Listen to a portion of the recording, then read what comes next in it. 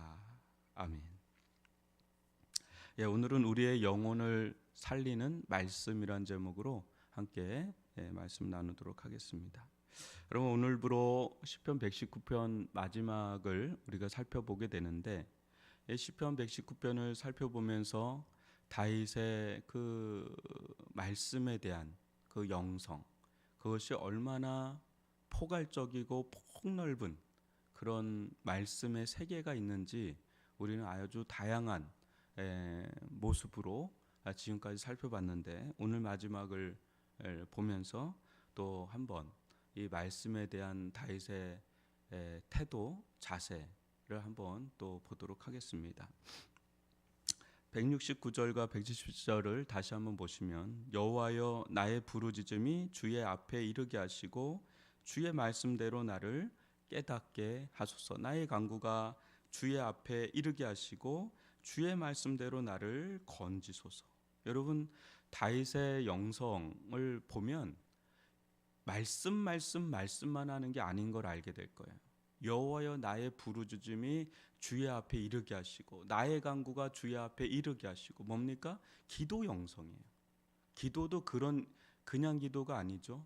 부르짖음의 기도, 간구, 이거는 기도가 아주 간절하게 막 주님 앞에 나가는 거죠.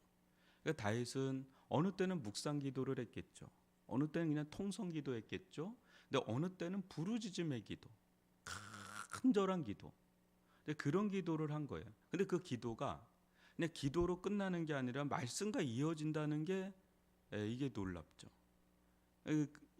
주의 앞에 자기의 기도가 이르게 하시는데, 그 목적이 뭐냐면 주의 말씀대로 나를 깨닫게 해달라고, 주의 말씀대로 나를 건져달라고.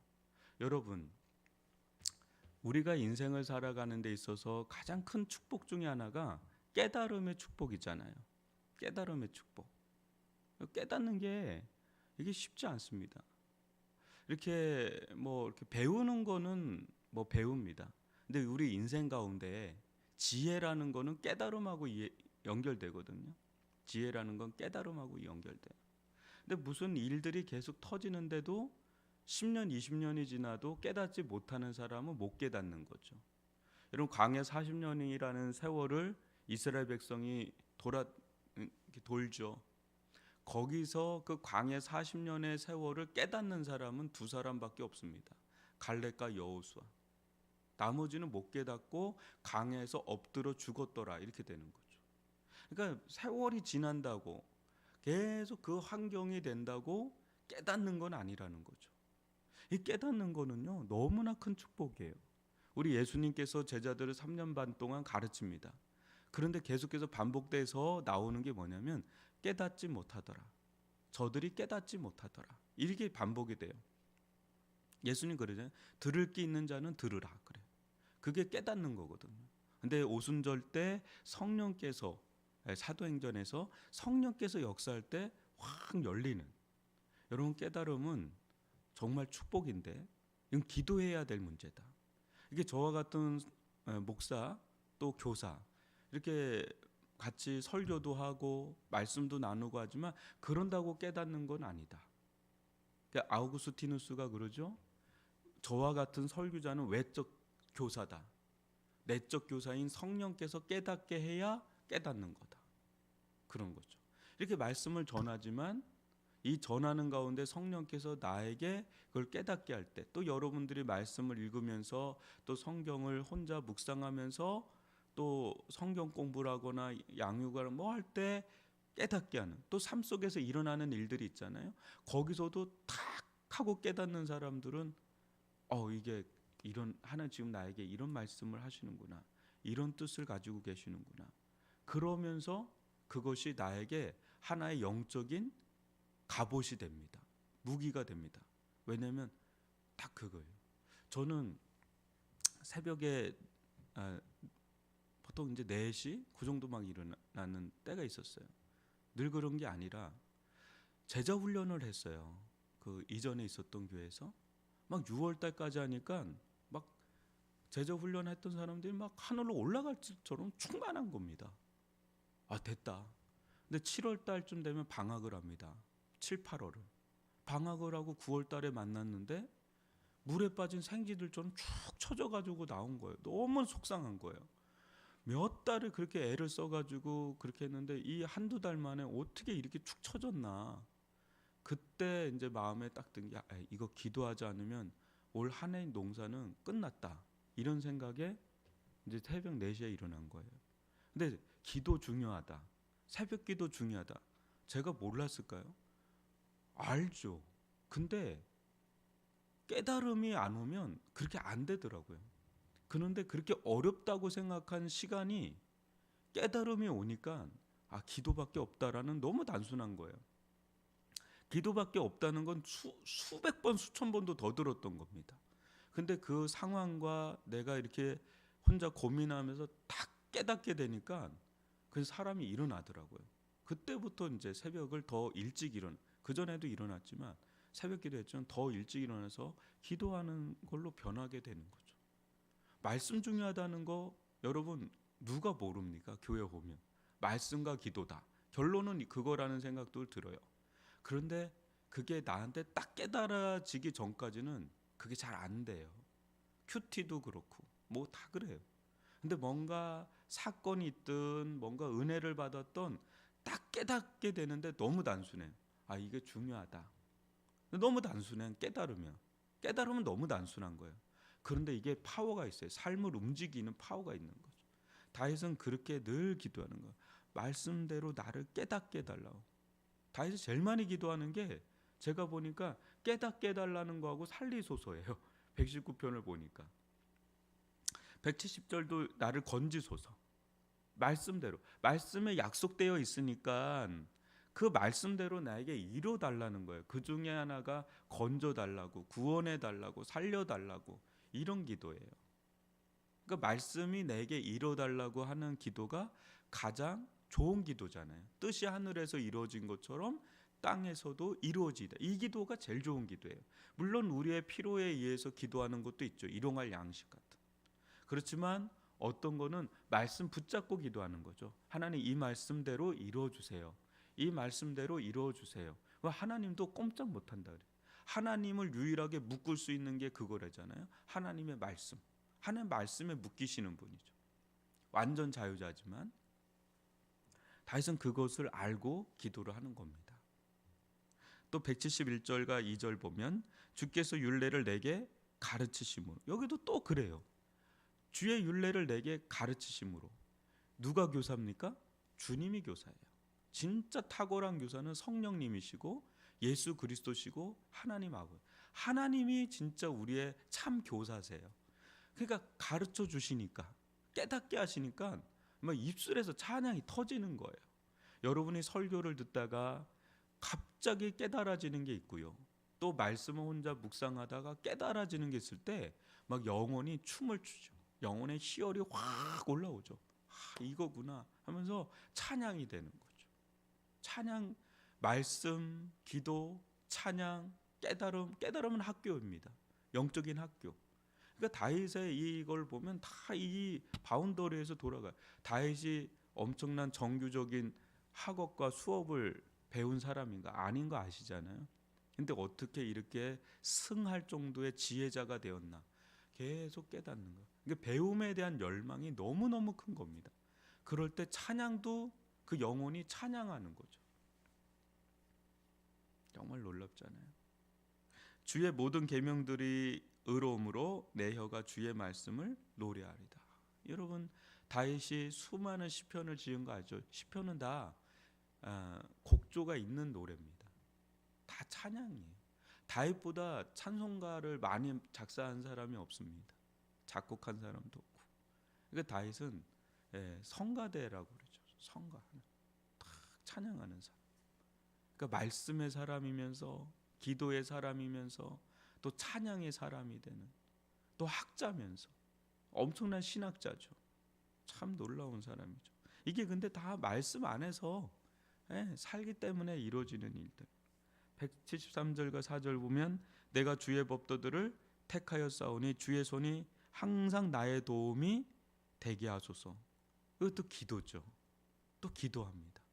내가 말씀 택하였으니까 주의 손이 항상 나의 도움이 되게 하소서. 이것도 얼마나 축복입니까? 주의 손이 항상 나의 도움이 되게 해달라고. 여러분, 우리 도움의 손길이 있게 해달라고 기도하잖아요. 내 손에 한계가 있지 않습니까?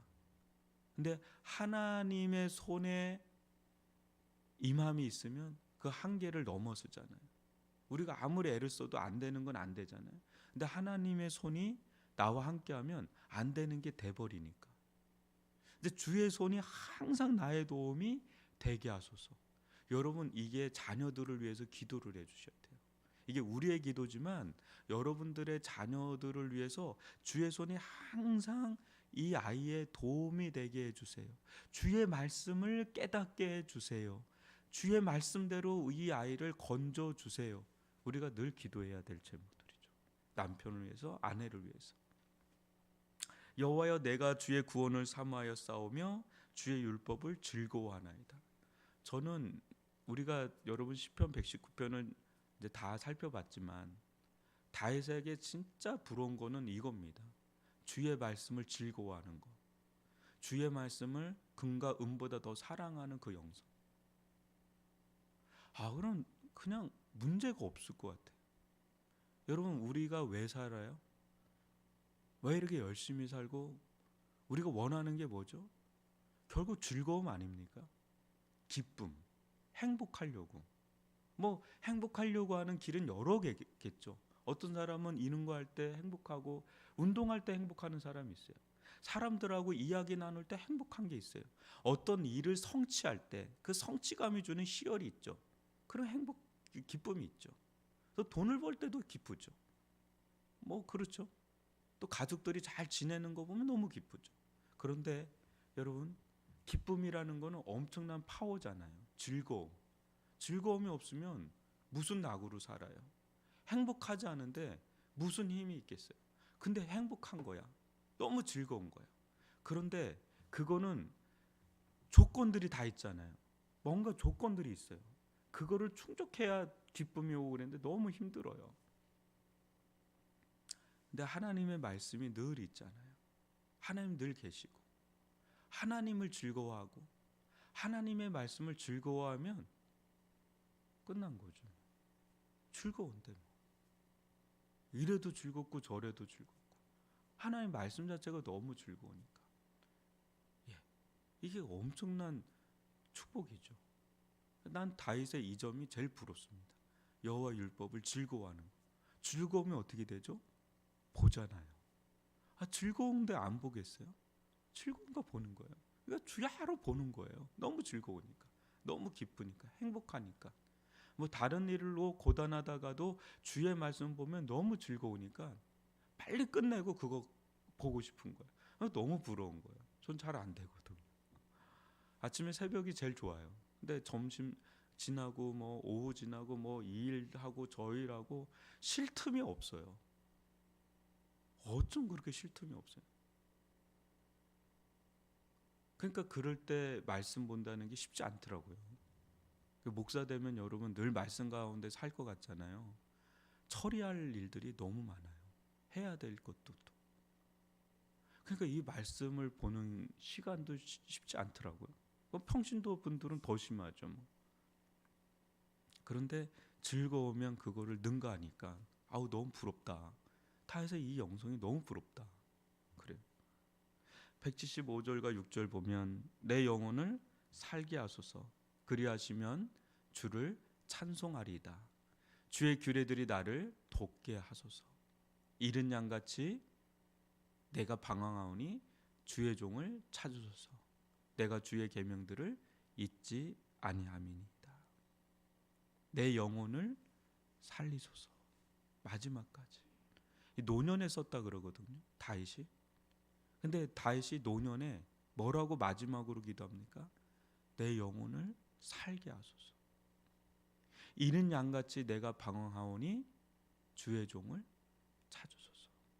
여러분 뭡니까? 겸손이에요. 자만하지 않아요. 다윗 여러분 알잖아요. 얼마나 많이 하나님을 경험했겠어요. 어떤 분이 그러더라고요. 다윗보다 하나님을 사랑한 자가 없고 다윗보다 하나님께 사랑받은 자도 없다.